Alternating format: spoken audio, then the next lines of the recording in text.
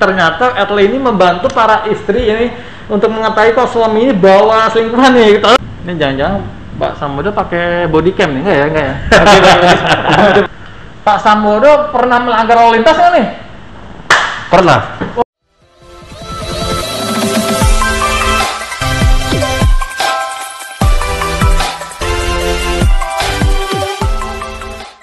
Sobat Gocek, Assalamualaikum warahmatullahi wabarakatuh. Bersama Bang Imo is back kembali di Imo si Jurnalis Muda. Bang Imo lagi main di mana ya? Kok banyak foto-foto polisi ya? Wah, Bang Imo lagi main di Dirlantas Polda Metro Jaya. Ngiri ngesok. Kita akan ketemu Padirnya, Pak Dirlantas Kombes Sambodo Purnamayogo. Mau kita apain ya? Gimana kalau kita masukin ke program Colek Curcol eksklusif?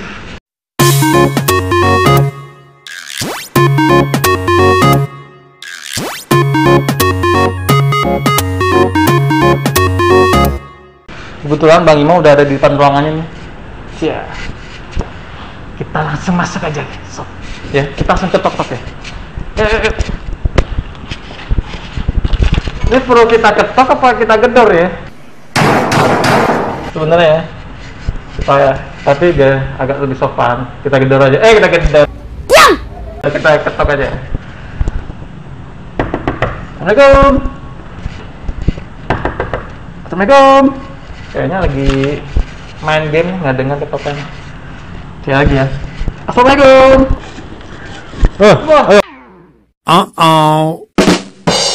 Langsung dibuka sama Pak Dirlantas loh. Ini kita. Selamat datang. Kita sudah dipersilakan masuk. Ini Pak Adir nih, kita mau ngobrol di mana nih sebenarnya? Sini aja ya, di meja ya. Di ruang kerja. Oke, di sini Pak ya. Yuk, silakan Pak, silakan. Oke, siap. Ruangannya mantap. Oke. Bang Imo sudah bisa mudik, sudah kesempatan untuk mampir di sini. Sombong amat. Oke, pertama tuh, Ya. kabar. Ya, Sobat Gocek, Bang Imo udah ada di ruangannya Pak Dirlantas. Kalau beberapa waktu lalu kan sempat Bang Imo udah ngobrol-ngobrol soal electronic traffic light enforcement ya Pak? Iya. Waktu beberapa waktu lalu. Tapi di sini nih Bang Imo mau nanya lagi untuk mekanisme kayak gimana dan pelanggarannya dan termasuk dendanya nih. So sekarang kita mau nanya langsung nih Pak Dir ya. Ya. Pak, ini penegasannya Pak ya. Kalau kemarin tuh Etle kan sudah Etle nasional sudah diresmikan 23 Maret oleh Kapolri dan serentak 12 Polda ya. Jadi total sekarang di Jakarta ada 98 kamera Etle. Tidak hanya dari sisi kuantitas, dari sisi kualitas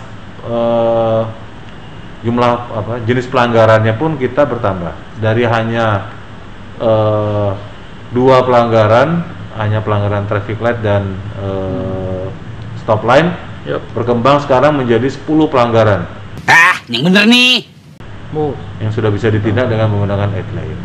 Jadi garis berhenti, lampu merah, menggunakan handphone, kemudian tidak menggunakan seat belt, kemudian pelanggaran ganjil genap, pelanggaran jalur busway, sepeda motor tidak menggunakan helm, sepeda motor bonceng 3, kecepatan, dan weight emotion. Weight emotion itu berat kendaraan. Itu untuk angkutan-angkutan barang. Pertama untuk motor yang coba-coba masuk jalur busway itu pasti kena. Itu dia. Itu kayaknya Bang Imo juga sering banget masuk jalur busway itu Pak. Jadi ternyata nggak boleh. Terus sudah dipantau oleh kamera Etle ya.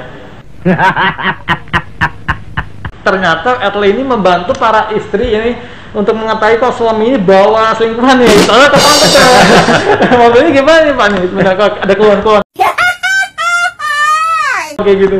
Iya, itu kita kembalikan kepada masyarakatnya masing-masing kan. Artinya kita kan nggak pernah tahu tuh polisinya.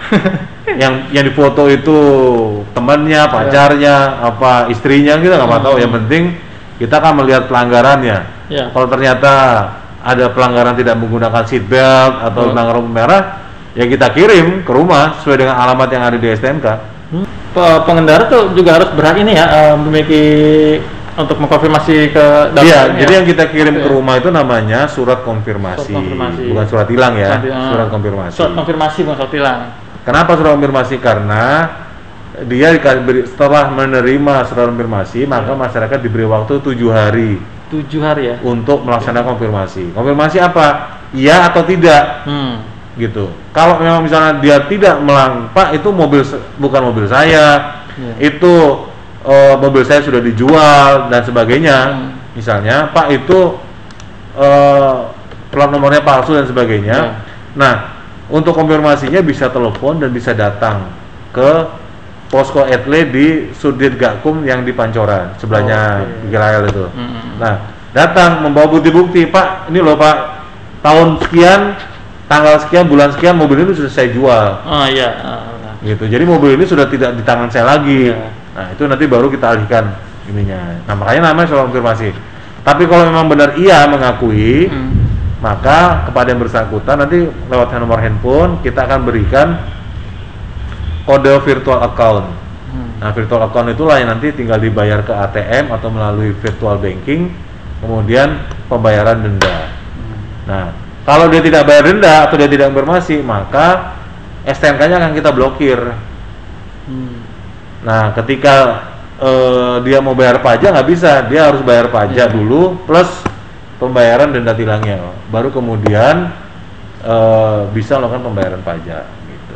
Kalau ditilang mau polisi, dia harus sidang, harus nunggu, harus apa. Kalau ini kan dia nggak perlu datang ke sidang, dia tinggal datang, Pak, iya betul saya melanggar, dikasih virtual account, dia datang ke ATM, bayar, cek, selesai.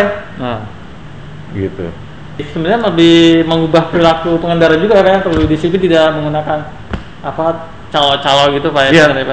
Nah, tilang ini benar kan nih kalau ada yang menggunakan handphone di jalan itu dendanya 7,5, ada yang menggunakan sabuk pengaman tidak menggunakan sabuk pengaman 2,5, sampai melanggar lalu lintas nih marka jalan sampai 500.000 itu benar?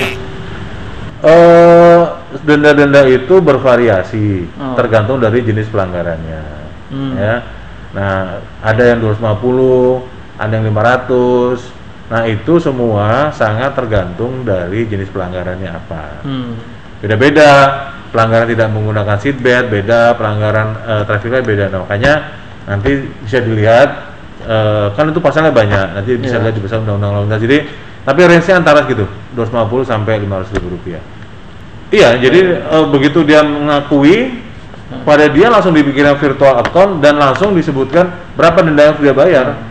Langsung dia bayar aja sesuai dengan itunya. Kita sebut aja kali ya, Bang BRI mungkin ya? BRI ya, BRI itu. Kita bayar ke BRI. Makanya kodenya memang kode BRIVA kan, BRI virtual account.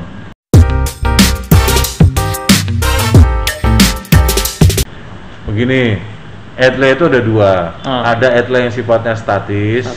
Yang pas 98 kamera. Oke, yang digantung gitu ya Pak ya? Ya, yang ada di jalan-jalan. Ada etle yang sifatnya mobile. Nah, etle mobile ini ada yang berupa helmet cam, ada yang berupa dashcam yang ada di dashboard, dan ada yang di body cam.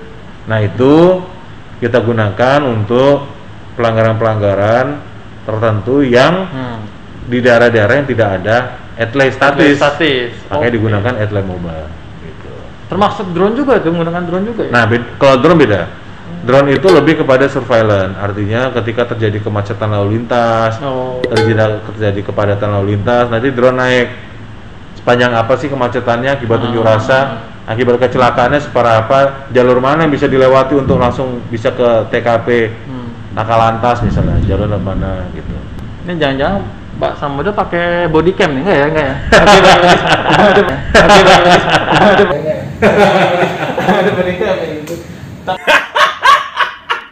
Cam ya gitu. Tapi di luar dari 98 titik telestatus itu emang berarti petugas tuh memang sudah disiapkan itu ya? Sudah. Walaupun tentu tidak semua petugas ya. Kan jumlahnya juga terbatas. Jumlah dashcam terbatas, jumlah helmet cam terbatas, itu baru ada 30. Jadi kita hanya gunakan untuk yang kendaraan-kendaraan patroli kita. Tapi kalau termasuk dashcam itu bukannya sebenarnya kita terbilang ketinggalan nggak sih dengan negara lain? Better late than never lah. Gitu ya? Lebih baik terlambat daripada tidak sama sekali. Oh gitu, berarti emang program Kapolri ini emang benar-benar sudah mulai diterapkan di tahun ini ya? 2021. Disiplin satu bangsa itu dilihat salah satunya dari disiplin berlalu lintas. Dan kamera etle ini ternyata memang sangat efektif untuk meningkatkan disiplin berlalu lintas. Data menunjukkan bahwa di titik-titik yang ada kameranya itu terjadi penurunan angka pelanggaran lalu lintas. Nah, ini kan kamera ini kan setiap ada yang melanggar pasti tercapture. Ya. Nah, jumlah yang melanggar ternyata setiap hari itu semakin lama semakin menurun di titik itu. Artinya di titik-titik yang ada adlay-nya itu kedisiplinan masyarakat terhadap lalu lintas itu meningkat. Gitu. Jadi ini sebetulnya sangat efektif untuk merubah perilaku masyarakat. Gitu. Sehingga ke depan sih harapan saya Jakarta kalau perlu udah sampai 500 sampai 600 kamera. Jadi semua titik terkendali, semua titik terpantau. Kalau ada yang melanggar tercapture gitu. Kalau sejauh ini sampai diterapkannya adlay ini sudah ada mungkin baru tahu nggak sih untuk detail gitu, udah berapa sih yang pelanggaran? Karena rata-rata kita nih sampai 400 pelanggaran per hari. Gitu. 400 sampai 500 pelanggaran per hari. 400 sampai. Iya. Per hari itu, Pak? Per hari. Kalikan aja Mas, berarti kan rata-rata sekitar 15.000 per bulan. What? Berarti ini kan kalau petugas di jalan itu bukan untuk menindak, berarti sudah tidak ada penindakan ya? Iya, jadi di spot-spot di ruas-ruas jalan sudah ada kamera adlay-nya, anggota saya lebih ringan lagi. Jadi dia tidak perlu lagi melakukan penindakan, tapi semata-mata untuk melakukan pengaturan lalu lintas. Selama ini tuh kalau masyarakat tuh memberikan image ke polisi itu ada tukang tilang, itu ada tukang tilang, berarti sekarang udah nggak. No! Berarti sekarang udah nggak ada ya sebenarnya, karena petugas sudah tidak menindak ya. Iya. Tapi memang di lokasi-lokasi tertentu dan untuk pelanggaran-pelanggaran tertentu yang tidak ditindak dengan adlay, anggota masih diperbolehkan. Pak Samodo, ini tadi kan sudah menanyakan lebih lagi serius-seriusnya soal adlay. Boleh dong Bang Imo mencoba kursi panas Bang Samodo. Boleh ya Bang Imo ya? Coba sini. Mau ngapain? Mau ngapain?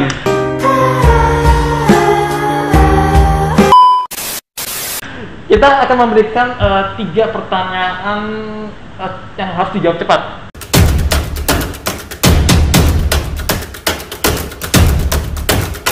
Gitu, boleh Pak ya? Ya. Nah, oke, kita ke kursi panasnya. Gantian nih. Pak Sambodo di sebelahnya, di sebelah sini. Udah, gue di sini aja. Kelihatan kan? Aman nggak? Ya. Aman ya? Aduh. Bang Imo nih sekarang ada di posisi kursi panas Pak Dirlantas Polda Metro Jaya. Ini depannya Bang Imo nih ada 3 layar memantau ini apa ya? Kondisi ini situasi lalu lintas pada hari ini, terutama di titik-titik yang memang terjadi kepadatan.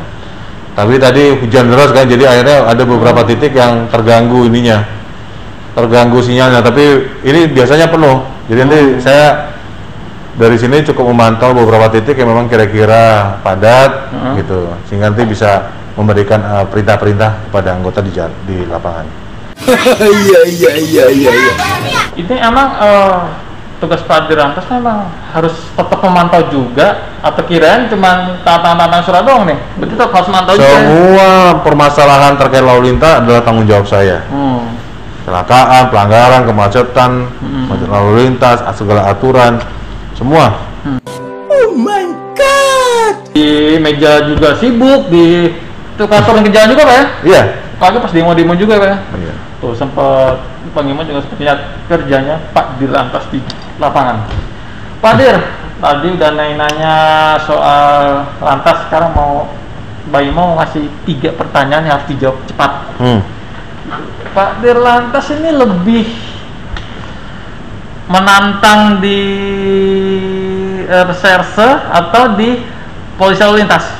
Ya, saya karena polisi lalu lintas, saya mencintai profesi saya sebagai lalu lintas. Oh gitu ya, lebih lama di mana sih sebenarnya, di reserse apa di lantas sih? Di lalu lintas. Di lalu lintas ya. Sempat udah di mana aja tuh Pak sebenarnya? Atau cepat di Polda ya, Polda Maluku ya?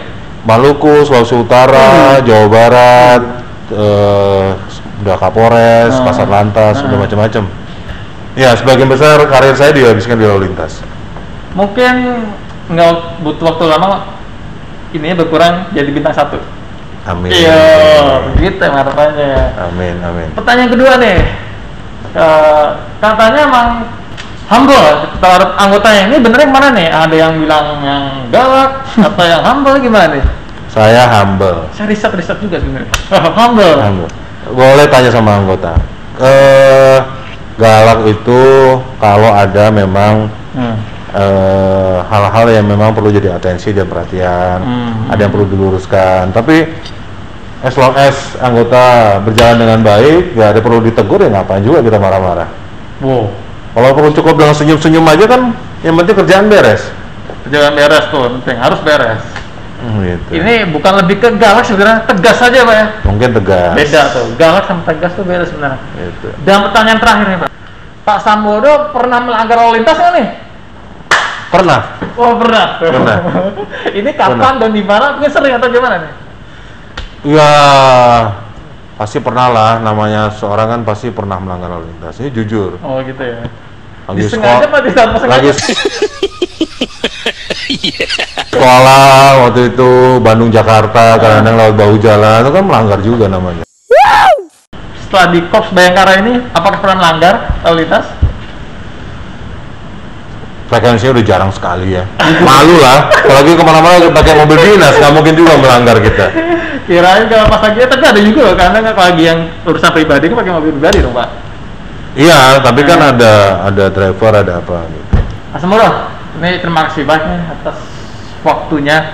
Ya sedikit-sedikit bincang-bincang santai dengan Pak Sambodo, iseng-iseng ngasih pertanyaan juga. Sebenarnya tuh ada Bang Imo tuh mau ngasih challenge sebenarnya, cuman karena belum menyiapkan challenge ini, mungkin lain waktu aja. Sama ini ya, untuk ETLE itu berarti kan Electronic Traffic Law Enforcement. Electronic Traffic Law Enforcement. Electronic Traffic Law Enforcement. Bukan tilang lalu lintas. PA. Pak Sambodo mungkin ada pesan statement closing nih buat pengendara apa? Ya, ada atau tidak ada petugas, ada atau tidak ada kamera, tetaplah patuhi aturan lalu lintas demi keselamatan bersama. Jaga diri kita sendiri demi keluarga dan demi orang lain. Ingat bahwa jalan adalah milik bersama, bukan milik pribadi. Terima kasih. Jalan adalah milik bersama, bukan pribadi. Biar makin Gocer, seret. Bye.